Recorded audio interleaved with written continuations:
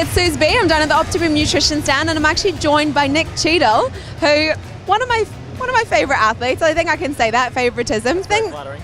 Very flattering. Very flattering. I'm taken by that.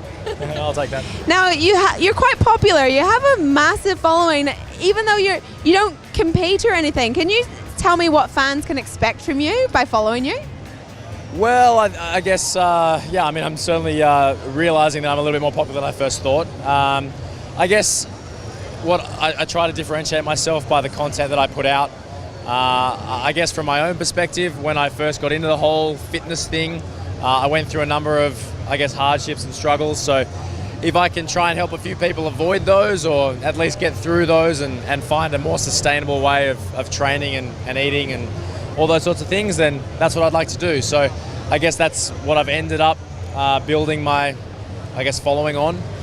You really do have that no-nonsense approach to fitness. And from someone who personally reads your stuff, you do have some very interesting little stories, such as, did you recently get a dog? And tell me about how you kind of attribute that to fitness, because I didn't really see the connection, but tell me about that. Mustn't have been reading that one closely enough then. I did buy a dog recently. He's a cool little dude, Aussie bulldog, really chunky little guy. Definitely doesn't hit his macros ever. He is a little bit overweight. I think the one you're referencing is something to do with activity levels and intensity. My dog is a bulldog. Being a bulldog, being a dog that can't really breathe all that well, he struggles when we exercise. Yeah. So whilst I was going for a nice leisurely stroll with my dog, he was really going for more of a sprint. And I guess the point of that little metaphor was just to talk about intensities and the way that over time you can progressively get more and more intense and essentially work in progressive overload in terms of your training. And I thought you were just gutted that he always seemed to rip apart your protein tubs. Yeah, no, he has destroyed more things than most dogs would have, I think. So you're in phenomenal shape. Can you tell all the readers and all the watchers out there, what's your main principle that you take to nutrition and fitness? So I guess more than anything else, I like to think that I'm more about sustainability. And for me, that involves flexible dieting practices and fitting your training and your nutrition into your regime, basically. I think a lot of people fall into the mistake of thinking they have to do things a certain way. There's only one way to do things, whereas the reality is more that there are a lot of shades of grey and very little that is actually black and white.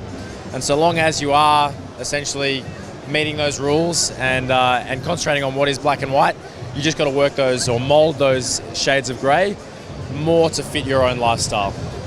So is it true, because this is one cool thing I like, that you can actually teach people how to incorporate, say, alcohol and things like that into their healthy lifestyle? Is that possible? Because that's kind of interesting and exciting.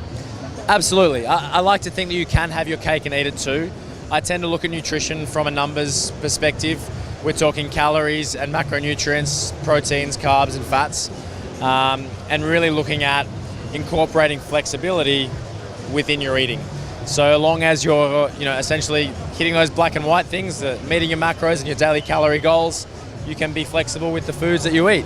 I think a lot of people, as I said, fall into that trap of, I need to eat certain foods to lose weight, I need to eat certain foods to look a certain way, whereas the reality is the body is only really recognizing what's in those foods. So if we're going to be eating a certain amount of protein, carbs and fats each day, every so often, if they're going to come from a cheeseburger instead of a chicken breast and some rice with some avocado, it's probably not going to kill you. That's a really good take-home message. Now, if people wanted to find out a little bit more about all of this sort of stuff that you preach, and they want to know how to do all of that kind of cool having your cake and eat it stuff too, can they read your stuff somewhere? Absolutely. Absolutely. So I guess Instagram is where I put out, first and foremost, all of my content. Nick Cheadle Fitness is my handle. You can then, from there, sign up to my free newsletter, which I send out daily. I've also got a fairly extensive blog section now, considering that most of what I send out also goes up on my website. So that's just nickcheadlefitness.com. And you're Australian based, aren't you? I certainly am. I live in Sydney.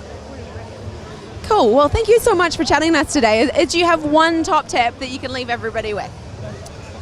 I think a lot of guys, particularly within this whole expo, guys and girls, within this expo environment, want to know sort of how to get that, I guess, ideal body or whatever they're chasing in terms of their physique. And a lot of people don't realize that a lot of the guys that operate the booths and are the sponsored athletes here, we've been consistent for a long period of time. You know, being consistent over a long period of time is really what is going to get you anywhere. If you can't stick to something for a long period of time, chances are you're going to struggle. Find a way that you can do what you love or get to where you want to be in a manner that you enjoy. Oh, that's awesome. Well, thank you so much. No worries, guys. Thank you for having me on.